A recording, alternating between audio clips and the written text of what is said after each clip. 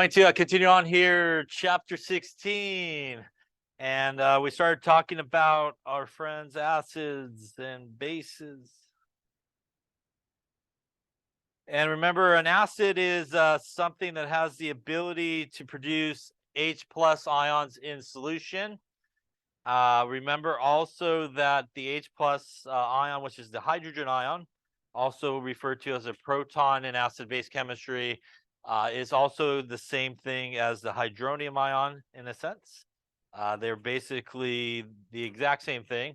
They're used interchangeable, as we talked about in formulas, also in equations as well. Again, if you kind of include water in your equation for an acid breaking apart in water, you will get H3O plus. If you just don't and you break it apart, you'll get the H plus. So hydrogen ion, proton, or hydronium ion, they're all referring to really the acid part of the solution. A base is really something that can produce OH minus in solution.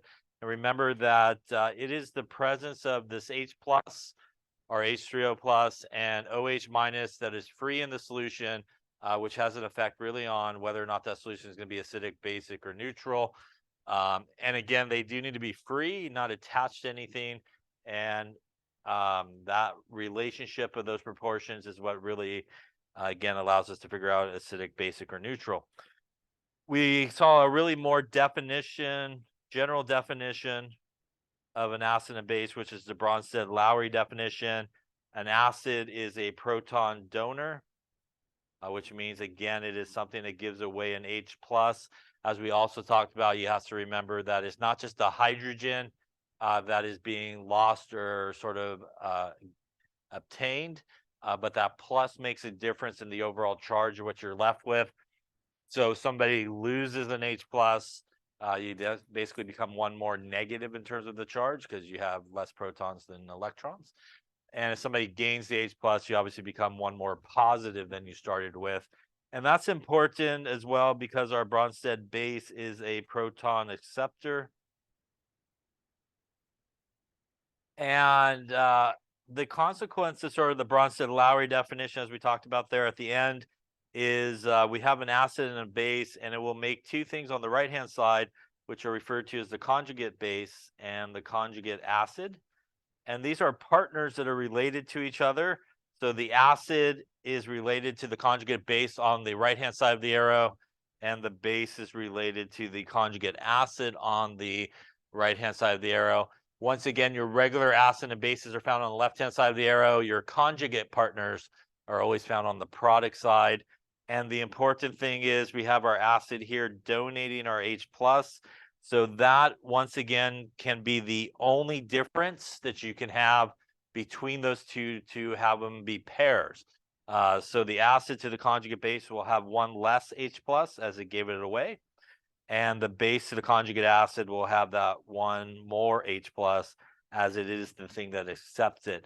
Again, if you're asked to write the formula for the conjugate acid or conjugate base, as we did at the end there, you could kind of think about it, and this relationship could help you.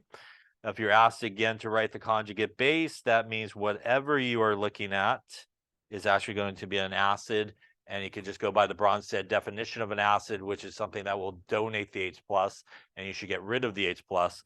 If you're asked to give the conjugate acid formula, its partner on the other side is a base, and you could go by the definition of a base, which is you should put the H plus onto that thing. So that's how you could decide what you should do. You should always know that it is just one H plus that you need to either put on or take off. And again, kind of thinking about it backwards can help you figure out what you're looking at, because they will not always in problems say, hey, these are all acids or these are all bases, so write it. They'll just simply ask you to write the conjugate acid or conjugate base. Remember as well, there are certain things that can act as both an acid and a base, and those things are what are referred to as being amphoteric. And again, in certain cases, they could donate the H plus or they could accept the H plus. And those are typically things that have a hydrogen and like a negative charge, like bicarbonate has the ability to donate or accept the H plus, depending on the situation. Any questions on those relationships? Yeah.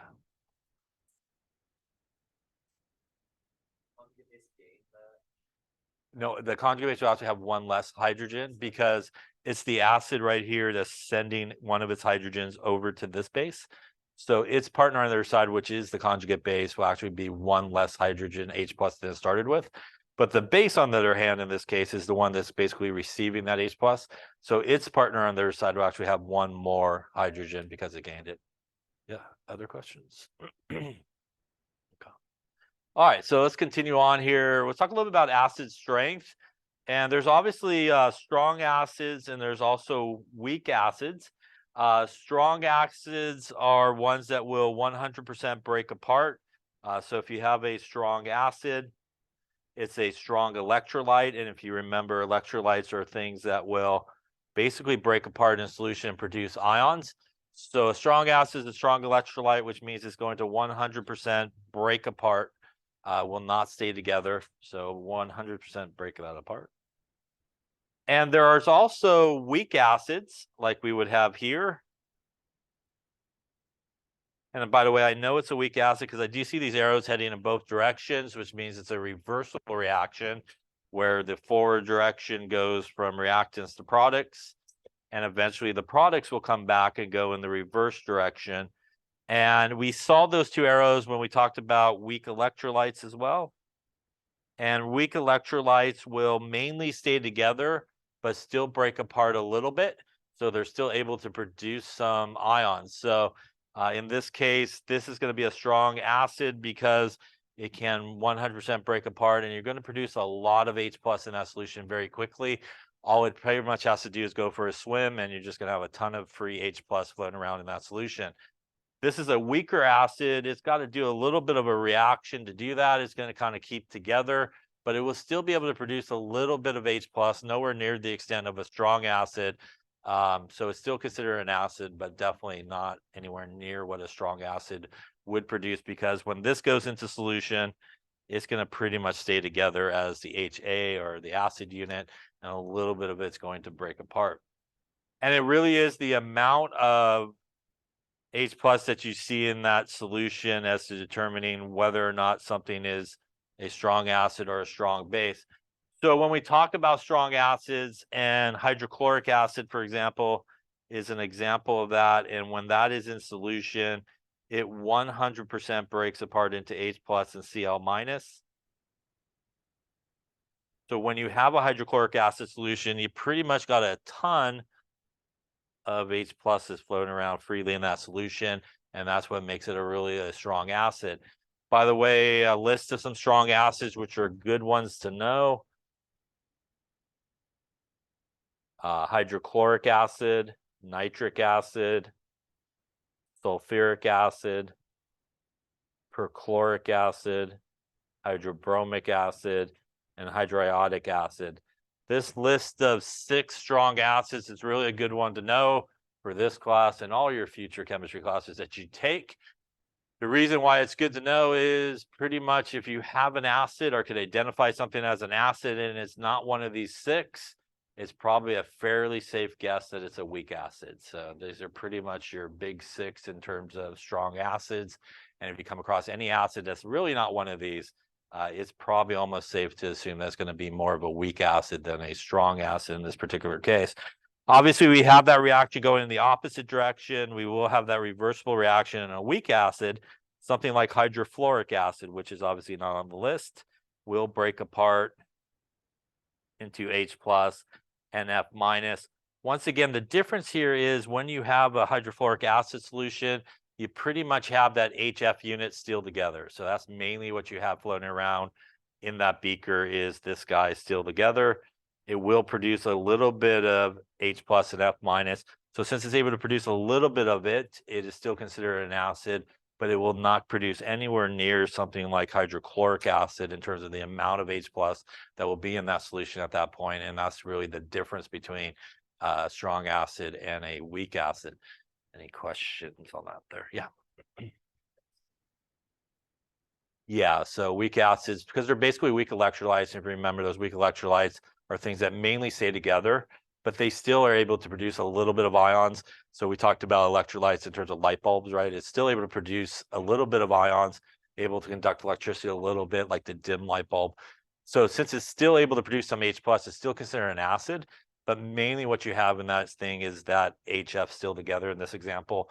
And in order for it to be a really effective acid, it's got to let go of its H plus, and it's pretty much going to hang on to it, but let go of a little bit of it. So you will always see that reversible arrows, because all weak acids pretty much are going to stay towards this direction of the reaction. They're going to kind of stay together. They're not really going to break apart too much.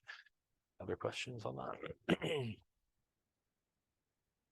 So a strong acid, in terms of relationships, which is important, but not super important probably for our class here. But if you go to 1B, for example, where you do a lot of acid and base chemistry, the relationship between an acid, for example, and its conjugate base is this. If you have a strong acid, its conjugate partner is considered to be relatively weak or neutral, basically.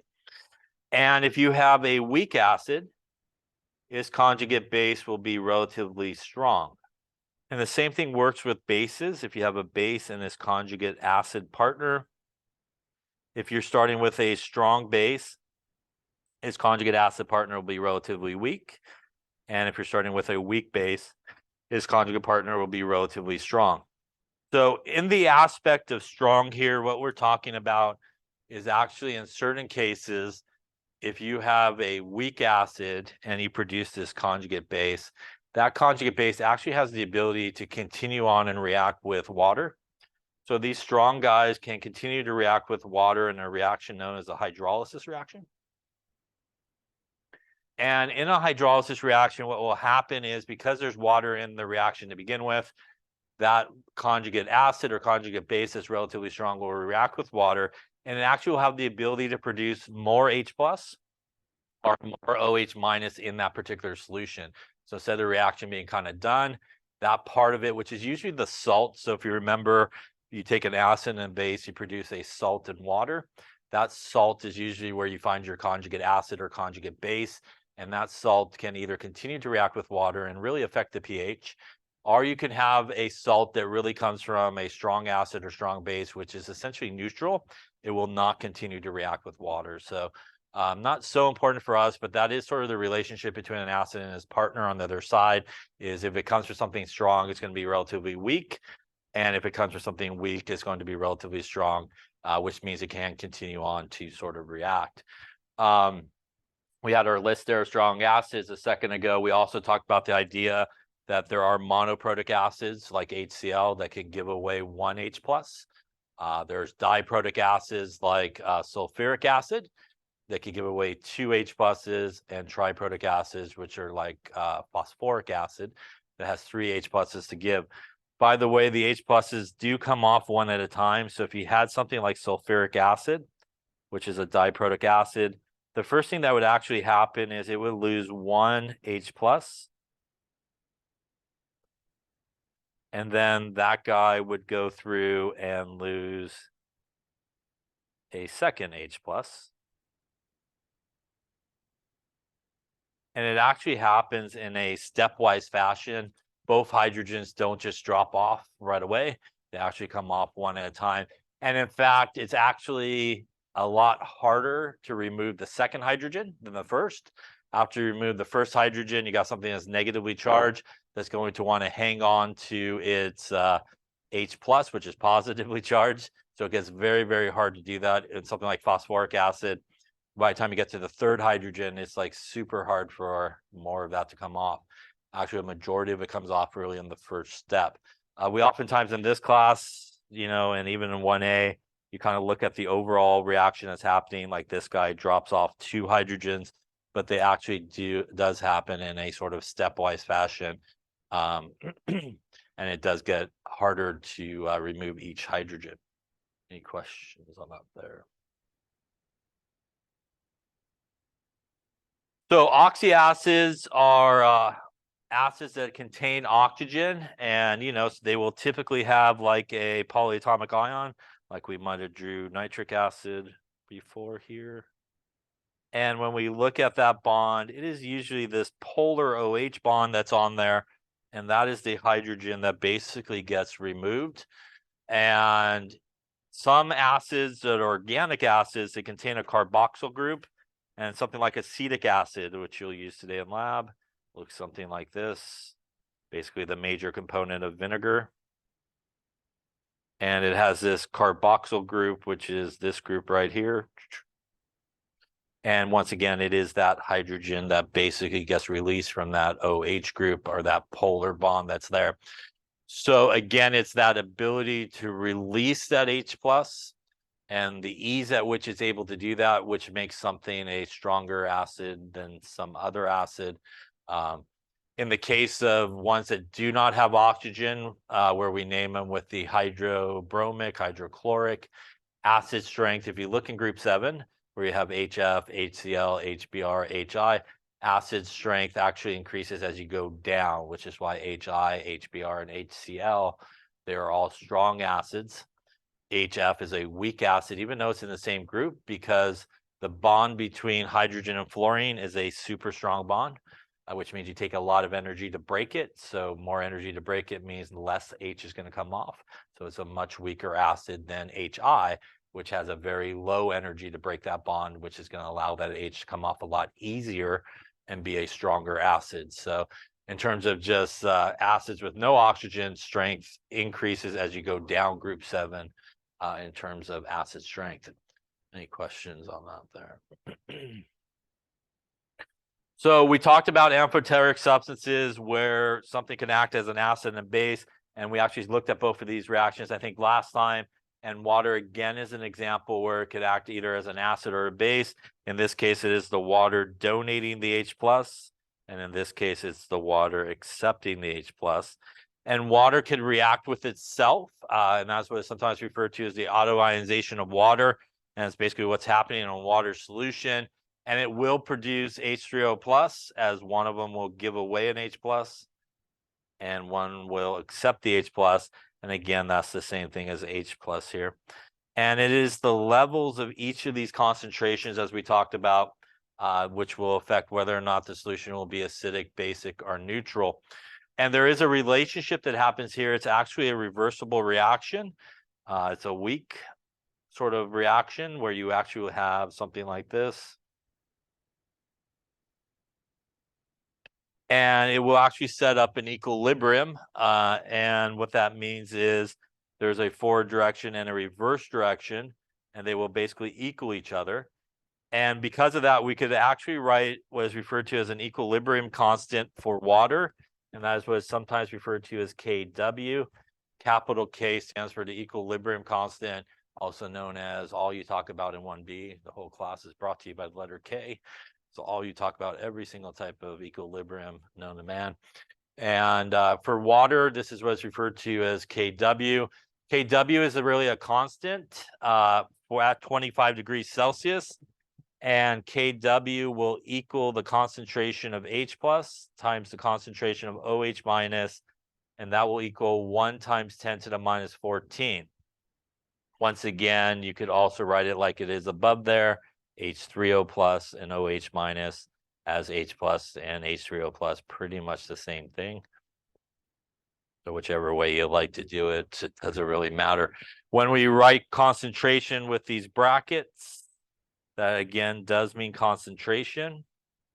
And usually what we're talking about is molarity, which is moles per liter. So we see those little brackets, it refers to really the concentration or the molarity that there is. So we could use this number, and that is a number that you should know.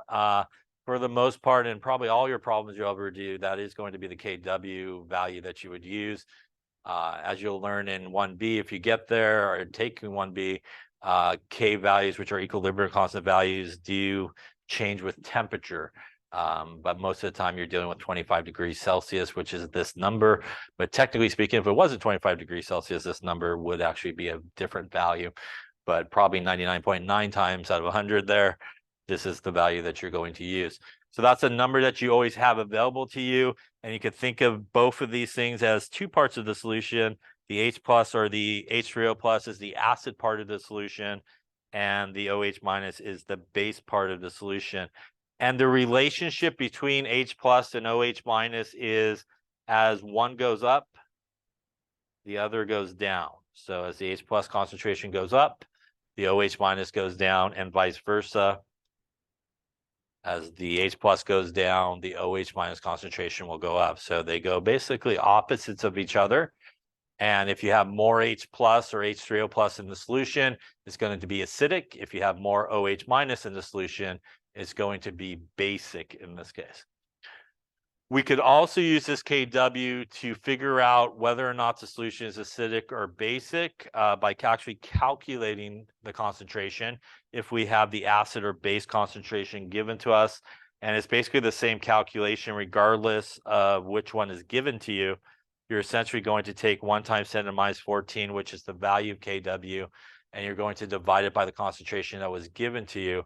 And then you could compare the two values, and whichever one's larger will be what type of solution you have. So if the H plus concentration is larger than the OH minus concentration, it's an acidic solution.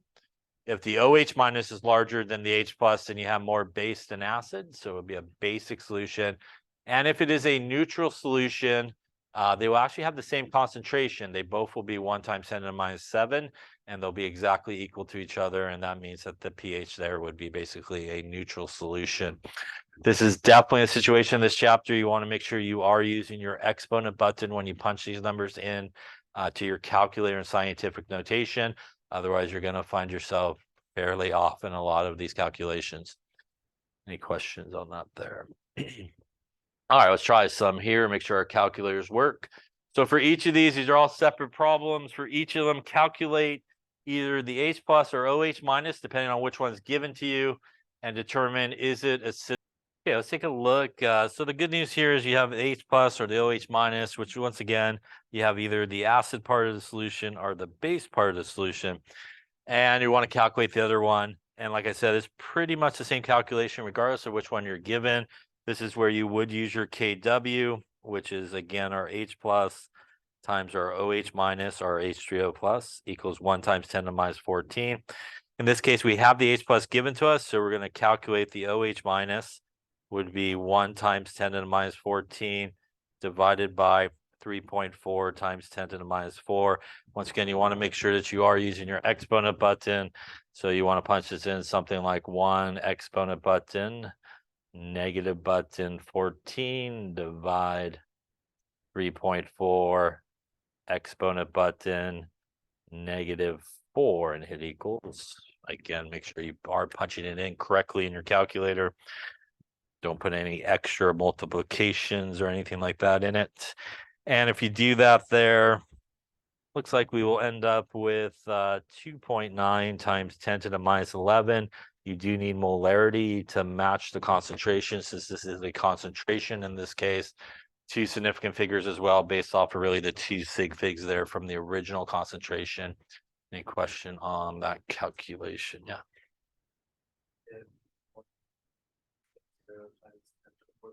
So that is the constant that basically KW equals. So that's always the number that you want to use in this situation. Like I said, very rare occasion you would use a different number. So that's always the one that you want to use. You always have that number, and it always equals the concentration of H plus times the concentration of OH minus. Other questions? So now we need to compare our values in this case. Which one is larger, our H plus or our OH minus? Which one is larger here? Heard both. So we're going to compare our -4 to our -11. It is actually the H plus here is the larger number. Remember that when you have a negative exponent, the negative is kind of important because to the -4 means we're going 4 places this way to put zeros. The other one is to the -11, which means we're going 11 places and putting zeros, which makes it a much smaller number. So when you're comparing negative exponents, the one with the smaller negative exponent is actually the larger number. So sometimes people always get that sort of backwards. And that would mean in this case that this would be acidic. Question on that one there. All right, looking at the next one here, pretty much going to be the same calculation. We're going to take our OH minus, and that's going to be equal to our KW value of 1 times 10 to the minus 14. Divided by 2.6 times 10 to the minus 8. Once again, we want to put those numbers in correctly. 1 to the minus 14 divided by 2.6 to the minus 8. Going to get us a 3.8 times 10 to the minus 7 molar. Once again, all you really have to look at is those sort of exponents. And here we do see -7 is actually going to be larger than -8. That means in this particular case, the OH minus is actually greater than the H plus. So the basic part is greater than the acid part. And that would mean that this guy would be basic in this case. Any questions on that one there? Also, again, your calculator may not give it to you in scientific notation, may give it to you in decimal form. Just make sure you get to the right number of significant figures. Here, our H plus will equal our 1 times 10 to the minus 14 divided by 6.2 times 10 to the minus 9.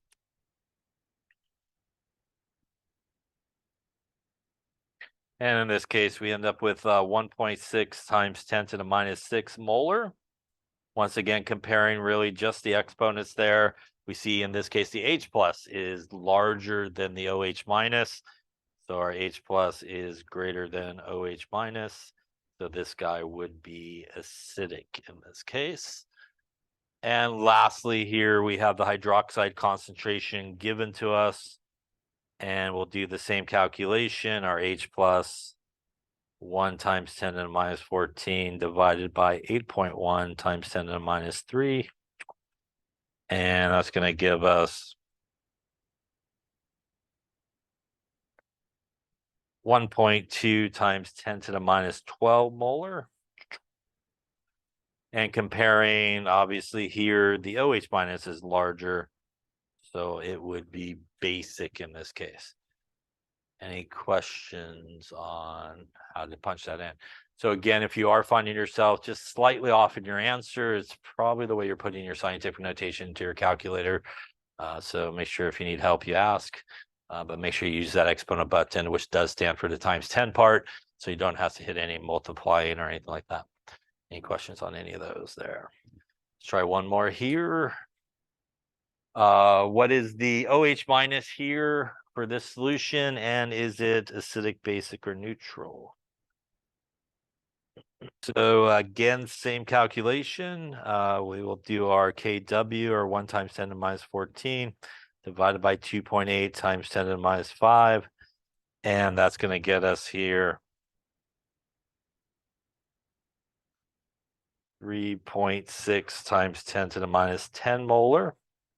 Again, on comparison, we can see that the H plus is actually greater, which means that this would be acidic. By the way, when you are asked, is it acidic, basic, or neutral, there is just one answer to that question. Yeah, the same solution cannot be acidic or basic at the same time, although I've had people give that answer before.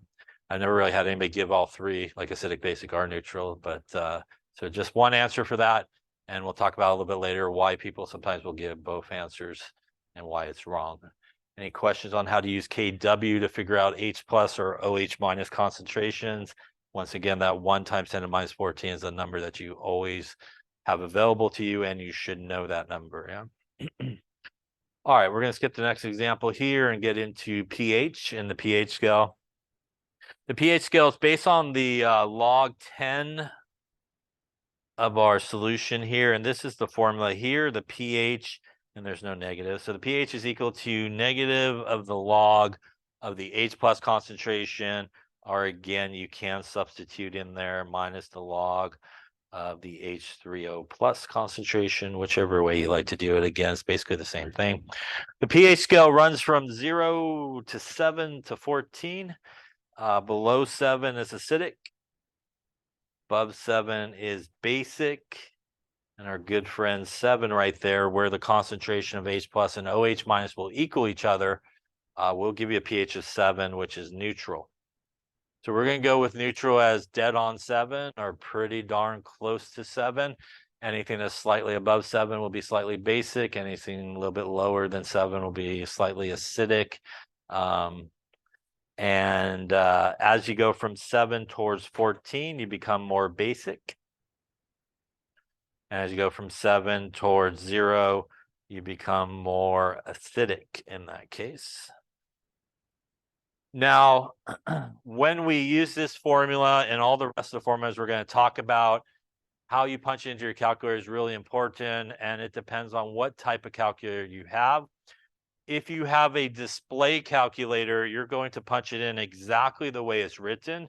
So if you have a display calculator, you're going to hit the negative button, not the subtract button, negative button, the log button. You're going to punch your concentration in using scientific notation and your exponent button. If you have a non-display calculator, this formula and pretty much all the rest, you got to work backwards. You have to start with the number.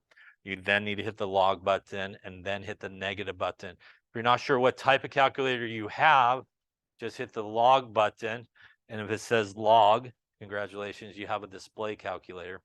And if you hit log and it says error, congratulations, you have a non-display calculator. So that is how you could check what type of calculator you have. But if you have a display calculator, all the formulas that we see here, you're just going to punch them exactly how the formula is written. But if you have a non-display calculator, you do need to work backwards in all these formulas as to how you punch them into your calculator there. So the pH is a measure, obviously, as it says there, of the hydrogen ion concentration in solution, the free H plus or H3O plus that's in that solution. The more H plus that you have, the lower pH that you will have. We'll talk a little bit about significant with pH. The amount of decimal places that your pH or pH-like calculation should have should be equal to the number of significant figures there is in the concentration. So we are going from significant figures to decimals. So for example, if we had an H plus that had 1 times 10 to the minus 5 as its concentration, we would put that into our equation here, minus the log of 1 times 10 to the minus 5. And if you do that on your calculator, what you might want to do, make sure you get this number. You should get a 5 staring back at you if you punch that in correctly. And again, if you have a display calculator exactly the way it's written, non-display, go backwards. Now, in terms of what the correct answer should be, is we want to look at the concentration, and that is 2 significant figures. So 2 significant figures, when we calculate something like pH, will give us a pi 0.00. It will give us not 2 significant figures, but 2 decimal places. So when you go from concentration to pH, you're going from significant figures to decimal places. And we're going to talk about how to go backwards. If you have the pH and want the concentration, you go from decimal places to significant figures. So it works in both directions. So the correct answer here, you should end up with 5.00. And by the way, that's a acidic, basic, or neutral pH. That is a acidic as it's less than 7, right, in this case. Yeah. There is not. So pH is just a number, basically. Yeah. Other questions? The units, though, for sure, like the ones we were just doing, when you're calculating any type of concentration, you should put molarity as the unit. Yeah. Other questions? All right, let's try some here and make sure our calculators work, I suppose. So for each of these, we're looking for the pH, and is it acidic, basic, or neutral? So see what you come up with here for each of them. Okay, so let's take a look. So we're obviously looking for the pH. And by the way, the name does tell you what you need. You need the H plus concentration basically to calculate that. And that's going to be equal to minus the log of the H plus concentration, or the H3O plus. And in this case, we do have the H plus concentration given to us, so we could just plug it in, minus the log of 2.1 times 10 to the minus 5. Once again, on your calculator, if you have a display calculator, negative button, log button, 2.1 exponent button, negative button, and 5, and the equals would probably be good at that point. And if you do that, minus the log of 2.1 to the minus 5, that's going to give us a pH here of 4.68. That is 2 significant figures, gives me not 2 significant figures, but 2 decimal places in my answer. So again, significant figures to decimal places. This would be acidic, right? As it is less than 7 in this case. Question on that one there. Looking at the second one, pH is equal to minus the log of the H plus, but we actually have the OH minus. So we can use our KW to get to our H plus concentration. So we probably want to convert it there. H plus is equal to 1 times 10 to the minus 14 divided by 5.9 times 10 to the minus 8. That will get us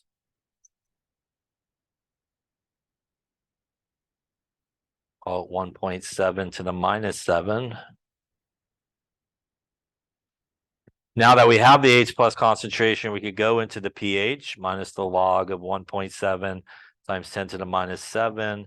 And that's going to get us a pH here of, we'll call it 677, which would be slightly acidic here, as it's just below 7 in this case. Question on those calculations. Now, if you,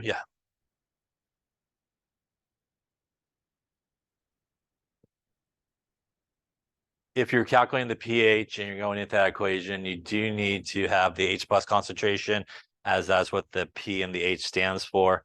But if you, I'll get your question in a second. If you did just go into it like this, like minus the log of the original number here, 5.9 times 10 to the minus 8, you will get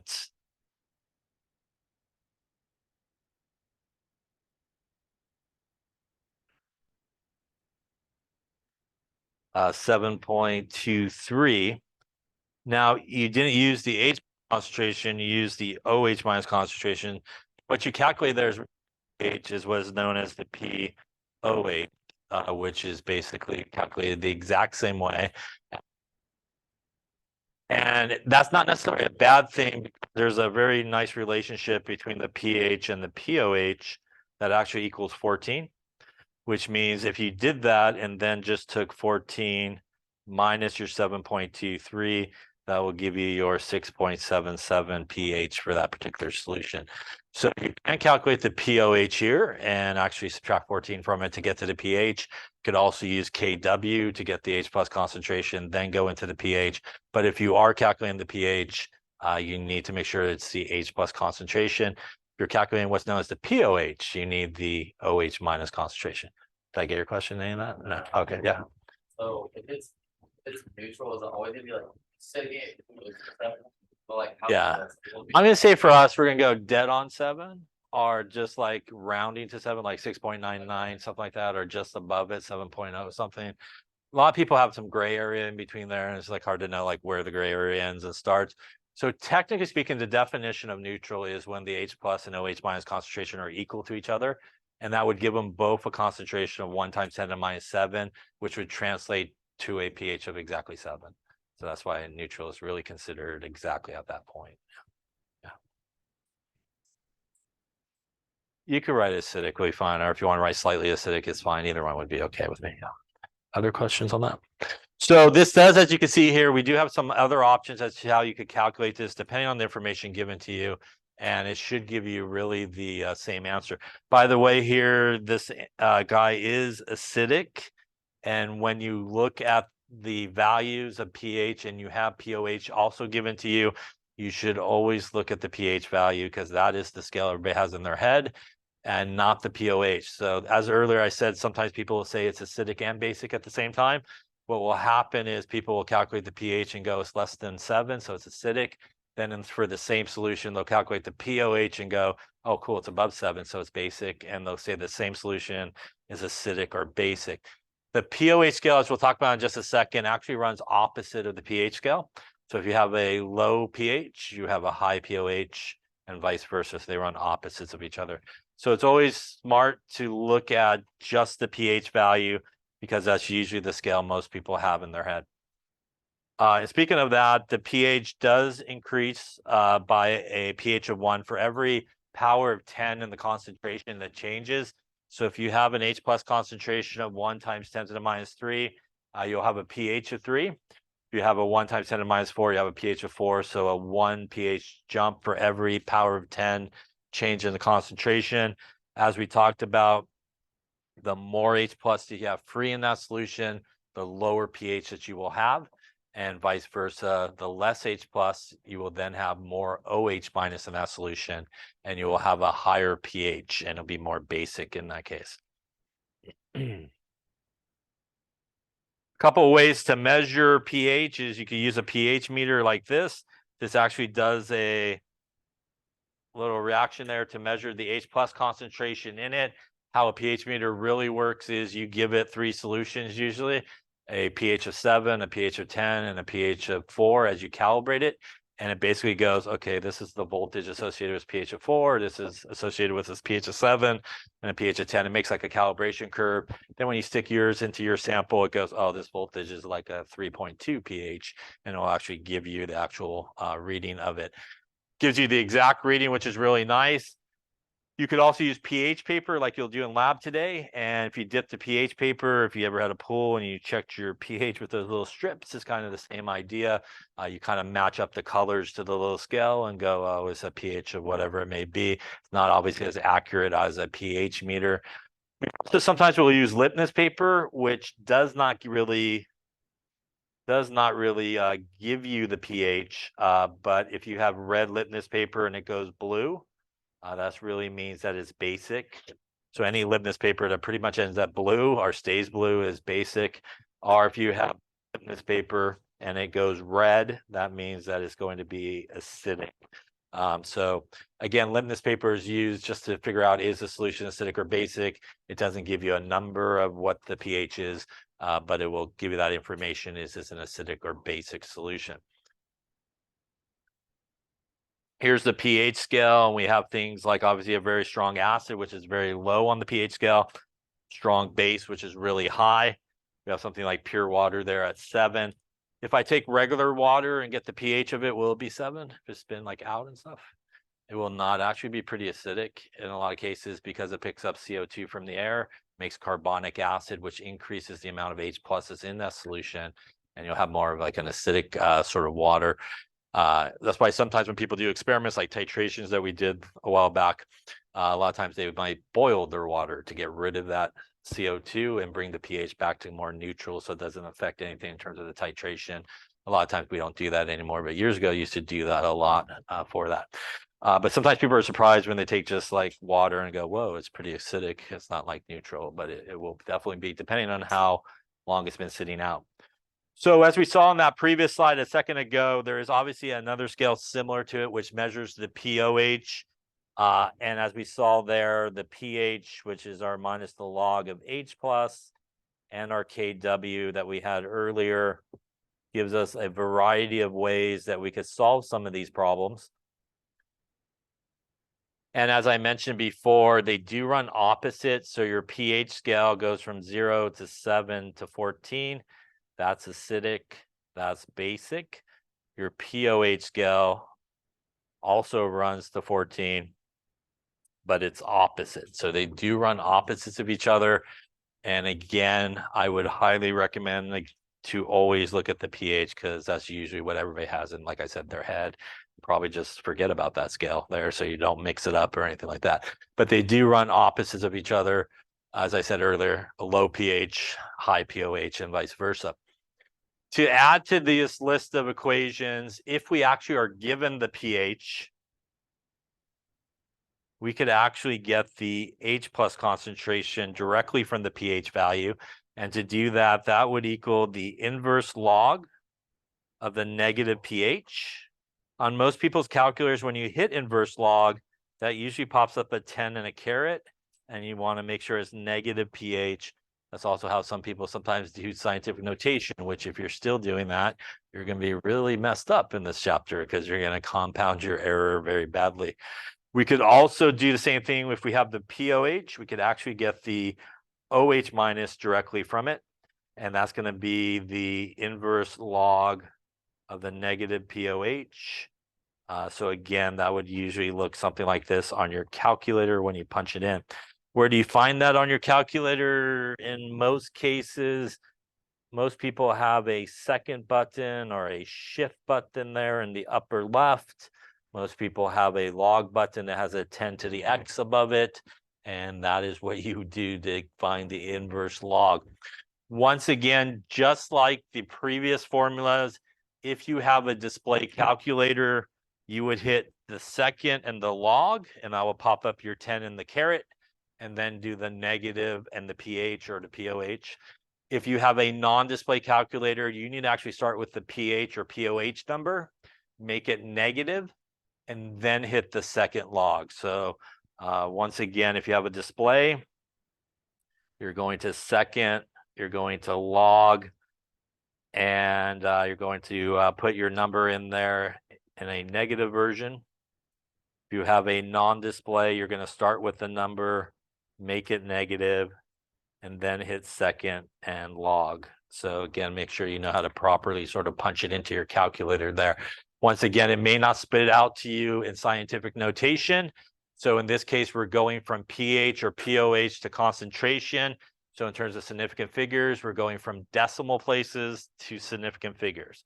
However many decimal places there are in the pH or POH is how many significant figures the concentration should have as you go in the opposite direction. Yeah.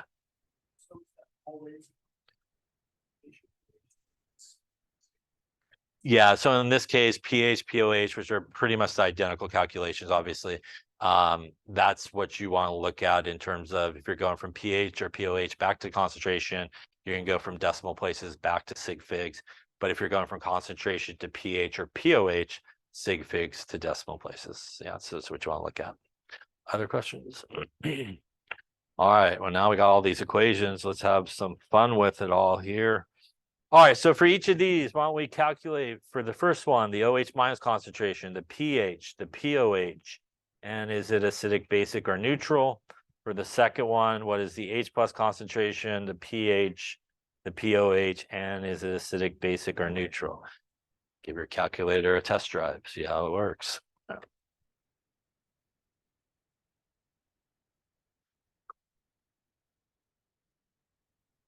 Okay, so let's take a look, see how you're doing. So as we saw with all those sort of formulas, you do have some options as to how you want to approach it since we are calculating pretty much everything here. So since you have the H plus concentration here, you can go directly into the pH. You could also use KW to get to the OH minus concentration as well. Either one is perfectly fine, whichever way you want to start. I'm going to actually start with the pH here. So I'm going to go into my pH minus the log of 3.6 times 10 to the minus 9.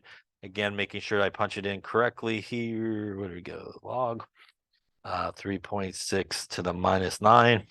That's going to give me an 8.44 pH. And since I have an 8.44 pH or the pH value, I could use the pH plus the POH equals 14, which means my POH will equal 14 minus 8.44. So I'm just going to subtract basically 14. And that's going to give me a 556 here in terms of my POH. Any question on those two so far? Now for the OH minus, again, you could use KW if you want, but I'm going to use the other equation that we just saw there. So I'm going to take the POH that I have, and I'm going to take the OH minus is going to equal the inverse log of the minus POH. So again, when you punch that into your calculator, you'll have probably something that should look like that on your display, and unless you obviously do not have a display calculator. And we'll put that in. And make sure you make it negative and not use your subtract button or anything like that. It's going to give me a 2.8 times 10 to the minus 6 molar. We do need units on that one because it is a concentration. And again, that should be the same thing you got if you did OH minus is equal to 1 times 10 to the minus 14 divided by 3.6 times 10 to the minus 9 should also get you there as well. Any questions on any of those there? This would be acidic, basic, or neutral, this one. It would be basic as we want to look at our pH value only, and it's above 7. So this solution, again, would be basic, not all three. Yeah. Any questions on any of those there? All right, let's take a look at the next one. Same options here. We have the OH minus. So in this case, I'm going to do the POH. Which is minus the log of our OH minus, because I could do that. I again could also use KW to get to the H plus if you wanted to go that approach. Minus the log of 9.2 times 10 to the minus 2. So it's going to be minus the log 9.2 to the minus 2. Going to give me a 1.04 POH. Now the pH again plus the POH equals 14, which means our pH in this case would be 14 minus 1.04. So we're going to subtract 14. Going to give us a 1296 here on our pH in this case. Lastly here, I want the H plus concentration, so I'm going to do the inverse log of the minus pH. Once again, on your calculator will look probably something like this. And if I do that there, and maybe hit the right button would be even better, maybe. There we go. Looks like we will end up with a 1.1 times 10 to the minus 13 molar. And in this case, the pH is what we want to look at, which is above 7 in this case, and going to be basic, right, in this one. Any questions on any of those? Yeah. Yeah. Now, in terms of sig figs, we had 2 significant figures, 2 decimal places, and obviously in this case, as we went backwards, we had 2 decimal places to 2 sig figs as we went from one to the next. Question on how to do any of those there? Yeah.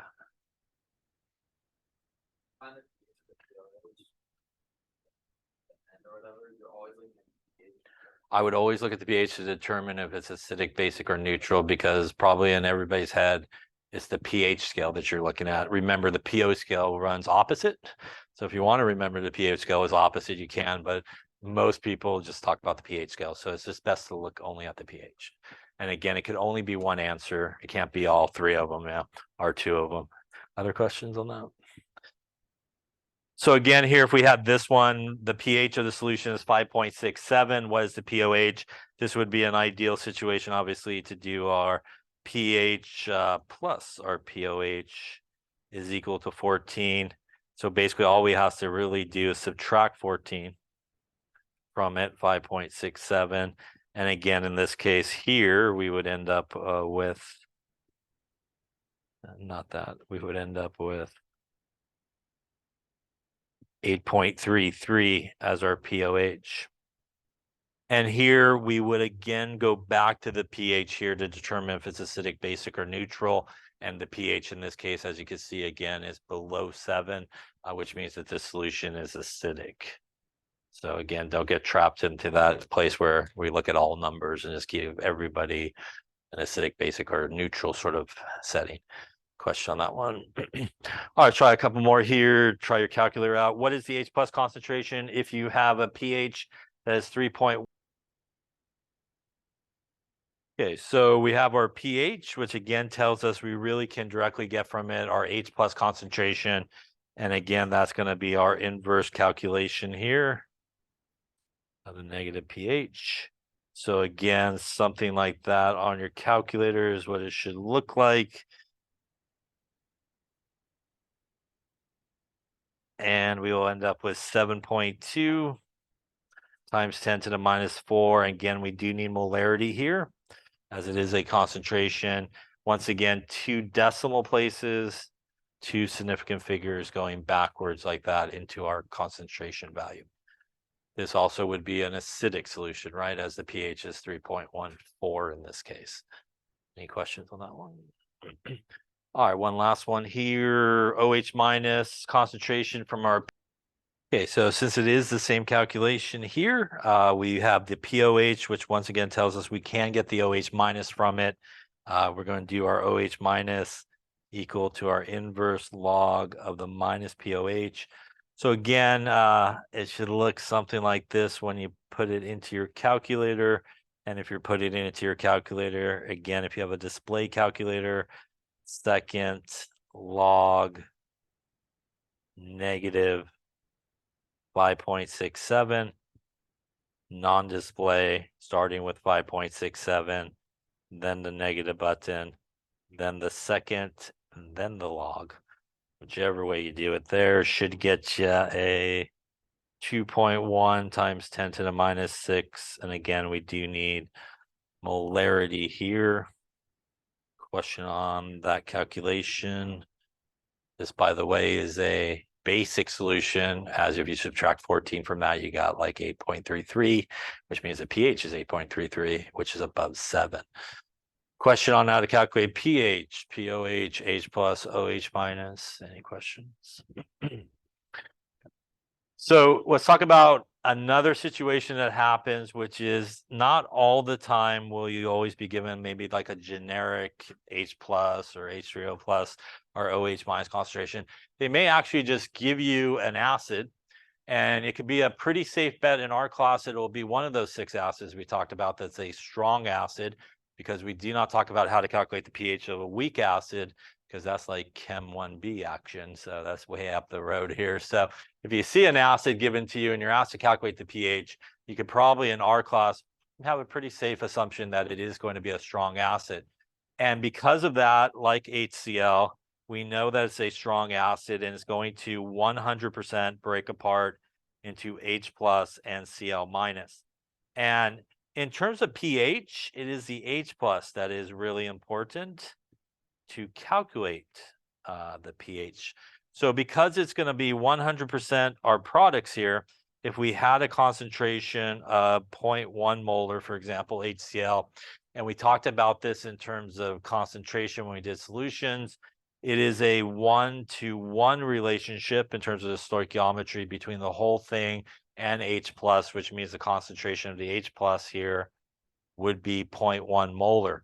It also is a 1-to-1 for the chloride, but we don't really need the chloride here for pH, but we can get the 0.1 molar H plus concentration, which means that is all we need to go into our pH. Our pH is equal to minus the log of 0.1. And if you do that there, you will get a pH of 1.00. Also known as your lab question solution number 1 pH, by the way. When you get there, it should be 1.00. It should be that calculation right there. So if you have a strong acid, you basically will have the H plus concentration, especially if it's a monoprotic acid, which most of them are. It basically will be a 1-to-1 relationship and you'll have the H plus. You could also do this if you have a strong base. If you have a strong base, most strong bases will have hydroxide in it, which means it will produce hydroxide, which means you can calculate the amount of hydroxide there is in the solution, which will allow you to get to the POH and then to the pH. Most strong bases, a reminder, is group 1 and 2 on the periodic table that has hydroxide in the actual formula, like sodium hydroxide, potassium hydroxide, calcium hydroxide. Those are pretty much going to be your strong bases, which will also 100% break apart. And if you get the correct concentration of hydroxide, you could get your POH and then subtract 14 to get to your pH. So why don't we try a couple here and see what you come up with to finish it up on. Calculate the pH of 0.025 for chloric acid, which is one of our strong acids. And what is the pH of 0.025 calcium hydroxide, which is a strong base. So calculate the pH of each of those solutions and see which.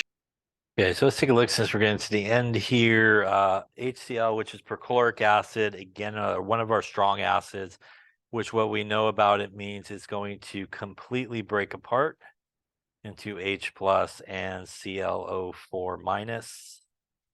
And once again, it is our H pluses of interest here to calculate the pH. And since this guy is 0.025 molar, it is a 1-to-1 relationship, which means we do have 0.025 molar for our H plus. And that again is all we need to go into our pH formula. And that will get us a pH of 1.60, which is definitely acidic. And since this is a strong acid, that would make sense, right? Obviously, if you got a basic pH here, not so good, right? Something not so right. Question on that calculation. Looking at the second one, it's a base here. So as we talked about before, we could use the OH minus to get to the POH to get to the pH. So this is going to completely break apart as well. And in solution there, we're going to have a calcium ion and 2 hydroxide ions as it breaks apart like that. That means that if we have this concentration here, it is actually a 1-to-2 relationship. So how the molarity changes is we do need to multiply the molarity by 2 to get the proper concentration of hydroxide in that solution. And that would get us a 0.05 molar solution of hydroxide. That again is not going to get us to the pH, but will get us to the pOH of minus the log of 0.05. So minus the log. Going to give us a pOH of 1.30. Then we could take our pH will be 14 minus 1.30. And going to give us a pH that makes more sense of 12.70, which is definitely basic and does make sense. This is the base. If you by some chance thought that the 1.3 was the pH, it should not make sense to you because this is a base. So that definitely is not a basic pH. So something, again, is not correct there. I would say probably your bases is the ones you have to watch out for. Probably the ones that will have more, like you got to adjust the hydroxide concentration by a number. Again, most of the strong acids are monoprotic except for sulfuric acid, which means pretty much the H+ concentration will be the same concentration as the whole acid concentration. Question on any of that there?